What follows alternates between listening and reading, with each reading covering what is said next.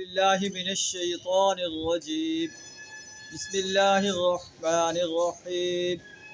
ثم أنشأنا من بعدهم قرنا آخرين فأرسلنا فيهم رسولا منهم أن اعبدوا الله ما لكم من إله غيره أفلا تتقون.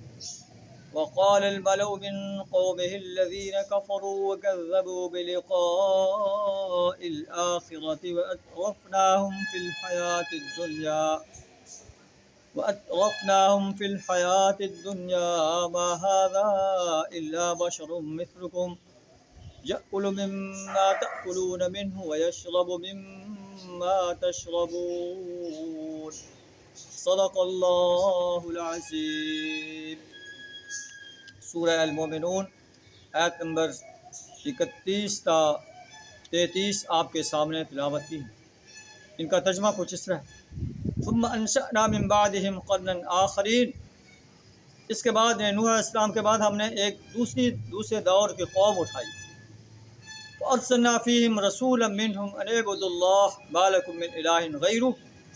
پھر ان میں خود انہی کی قوم کا ایک رسول بھیجا، یعنی حضرت ہود علیہ السلام کو، جس نے انہیں دعوت دی کہ اے میری قوم کے لوگوں، ایک اللہ کی پرستش کرو، ایک اللہ کی بندگی اختیار کرو، ایک اللہ کی غلامی اختیار کرو، ایک اللہ کی اطاعت کرو. اللہ کے سوا تمہارا کوئی الہ نہیں. کیا تم اللہ کے غضب سے ڈرتے نہیں ہو؟ تو اس کی قوم کے سرداروں نے کہا، جو اس کی دعوت کا انکار کر رہے تھے اور یوم حساب کا انکار کر رہے تھے، اس کو جھٹلا رہے تھے، جنہیں ہم نے دنیا کے اندر آسودگی عطا کی: ما ھذا الا بشر مثلکم. نہیں ہے یہ انسان مگر تمہاری طرح کا ایک بشر. یأکل مما تأکلون منہ. ایسے کھاتا ہے جیسے تم کھاتے ہو، ایسے پیتا ہے جیسے تم پیتے ہو.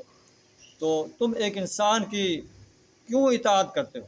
معلوم ہے کہ سب سے پہلے انبیاء کی دعوت کو جو رد کرنے والے ہیں وہ سردار ہیں. ان کی سرداری جو ہے ان پر زد پڑتی ہے کہ کیسے ہم ایک رسول کے تابع ہو جائیں، اس کی اطاعت کو قبول کر لیں، اس کی سرداری کو قبول کر لیں. تو ہمیشہ سردار لوگ جو ہیں وہ اپنے رسولوں کی مخالفت پہ ڈٹے رہتے ہیں. اور کفار مکہ کو بھی کہا جا رہا ہے تو کہ تم بھی اپنے آپ کو سردار کہتے ہو اور کہتے ہو کہ ہم بڑے ٹھاٹ پاٹ والے انسان ہیں. دیکھو کہ قوم نوح کے سردار، قوم عاد کے سردار، انہیں اللہ نے کیسے تہس نہس کر کے رکھ دیا، اور تمہیں بھی اللہ تعالیٰ ایسے تہس نہس کر کے رکھ دے گا. وہ کہتے ہیں کہ یہ تمہیں وعدہ دیتا ہے جب تم مر جاؤ گے، مٹی ہو جاؤ گے، ہڈیاں ہو جاؤ گے، تمہیں دوبارہ زمین سے نکالا جائے گا. یہ بڑی دور کی باتیں ہیں. بس یہ دنیا کی زندگی ہے، ہم نے مرنا ہے اور جینا ہے، ہم نے اٹھایا نہیں جانا. یہ ایک انسان ہے جس نے اللہ پر جھوٹ باندھا ہے. وما نحن له بمؤمنین. ہم اس پر ایمان نہیں لاتے. حضرت ہود علیہ السلام نے بھی اللہ سے دعا کی اور اللہ نے انہیں اپنے عذاب کی لپیٹ میں لے لیا. ایک کڑک نے انہیں تہس نہس کر دیا.